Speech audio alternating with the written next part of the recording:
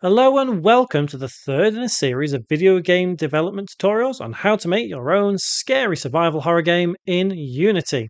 In this tutorial, we'll be covering lighting and shadows. Remember to subscribe and click the notification bell to stay up to date with every tutorial I upload. And feel free to leave a comment or drop a like.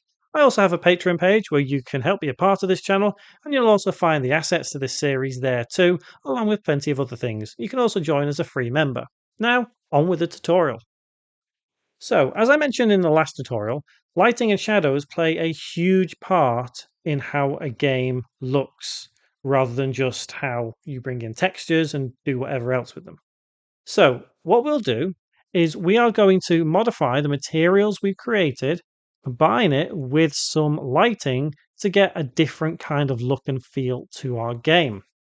So right now we have all of this and we have this directional light that was put in by default. You can see the color of the light is set to a nice kind of yellow color, but we can change that. So we can either make it really white or really dark. But changing it to really dark doesn't necessarily mean that you'll end up with a dark looking game. It just means that the light is kind of shining off a dark black color, but the whole scene is illuminated anyway. So, what else can we do with this light? Well, we can rotate it and change how it looks, and you can see the shadows starting to take place because of how the light is shining down on our scene. It's shining this way, so you can see that this is now kind of shadowy. So, what happens if we rotate it this way? Well, you can see the shadows really taking effect in different ways now. So what I'm doing is holding down my left mouse button and just moving around so you can turn the light so you can see just how much it is impacted. What else can we do? Well, we can add something called a normal map to our materials. And what that will do is it will allow us to give off even more detail to the materials themselves. So to do that, let's go to our textures folder. Let's go to our floor 001, hold control and press D. Let's then right click and we can go to rename and I'm going to call it floor01 underscore N. So this is going to basically function as a normal map and you'll see just how that works in a moment. So if we go to texture type at the top, rather than have it set as default, we need to select normal map and then we'll just click apply for now and it'll change it to a kind of a purplish color. There's more things that we can change on this particular normal map, but we'll get to them later on in this tutorial. For now, let's apply this normal map to this ground here. So let's go to our materials, let's go to our floor, and here you'll see normal map. Remember that little box like it was in Albedo? Click the little button next to it, and then you can select floor. And already you should see a difference in how this looks. And you can play around with a lot of different settings on the material at this point. So we could change this to, let's say, 20. And you can see it's now kind of illustrating this weird, shiny, dirty, grimy look. And you can now play with the metallicness to kind of change how that looks and the smoothness as well. So now it looks gritty. You can change the metallic alpha to be an albedo alpha, and once again, you're able to change the settings to give it whatever kind of look you would like.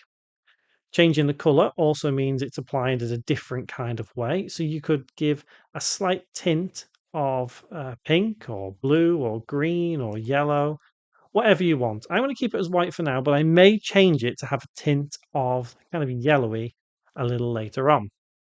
So, what else can we do to it? Well, if we head back to the texture and click on it, we can create from grayscale, and this will change how it looks once again. Let's keep the bumpiness as 0.25. We can modify this and have a play around later. And we'll keep the filtering as sharp. Let's click on apply, and you'll see just how much it changes once again. So heading back into materials, we can then change our material and have the normal map as 1.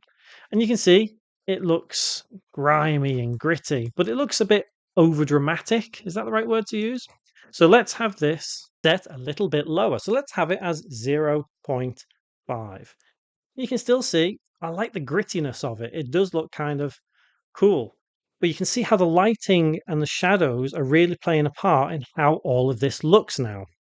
Let's do the same with the wall. Head to textures, take the wall, hold Control, press D to duplicate. Let's rename and put an underscore N at the end. Texture type, normal map. Let's click on Create from Grayscale and apply. Let's head to our material right there. Let's apply it. And you can see that's how it looks now. So let's play around with some of the settings and see what we can get. Let's have the normal map set as 0.5. Let's increase the smoothness, but let's also increase the metallicness. So you can see it's starting to look, well, janky, dirty, horrible. But there are different lights that will have a different impact on everything. So what we can do is we can add another light. So game object, light, and you'll see a couple of different ones here. We already have a directional light, and that will illuminate the entire scene. A point light, which we will add in, illuminates one certain point, depending on how big or how small your section is. So you can see if I move the light into view here, you can see just how much it's changing on the wall when I move it around. And what I'm going to do is I'm now going to disable the directional light. So if I click it up here, you'll see a little tick in the inspector panel. Let's untick that. And you can see now that this particular light is having quite an impact if we expand the range. You can see just how much that does impact how the level looks.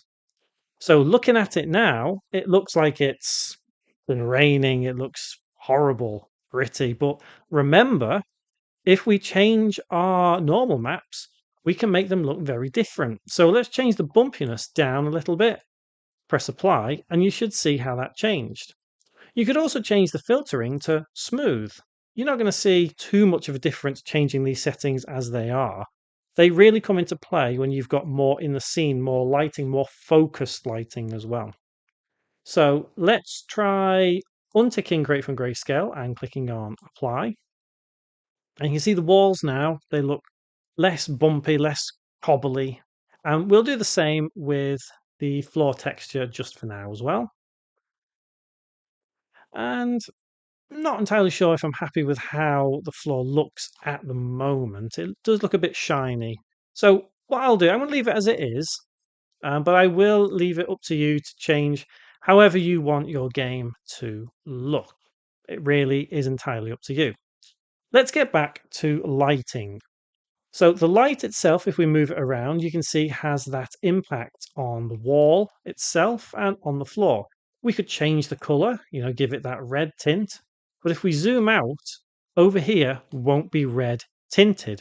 The reason being, as I said earlier, because the range of this light is only a certain amount. So if we set it to 10, you can see that very little of the game is now illuminated in a red color. So I'm going to set it to white, and let's increase the range to 20.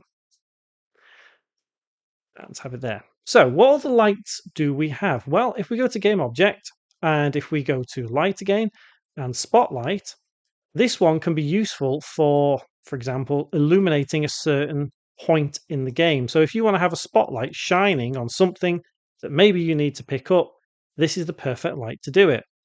Now, you can't really see quite so well the effect it's having on the floor at the moment, but let's change that. Let's change the range to 100. And you can see that that spotlight is having that effect on the floor. Change the spot angle to make it larger so you could illuminate a larger area. So this kind of light is going to be great for if you have hanging lamps from the ceiling. I think they'll work quite well. Once again, you can change the color if you wanted to.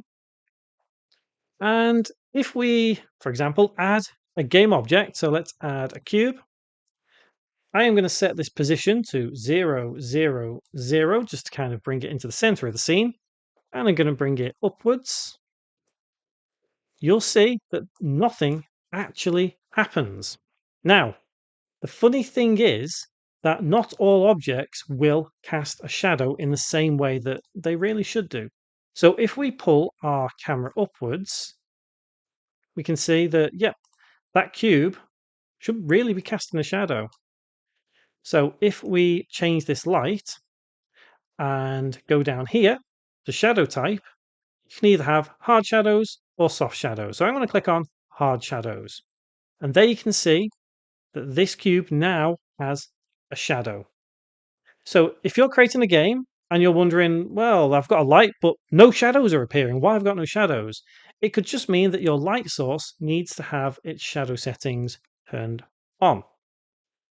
So you can see just how much of an impact the lighting and shadows can have in a game.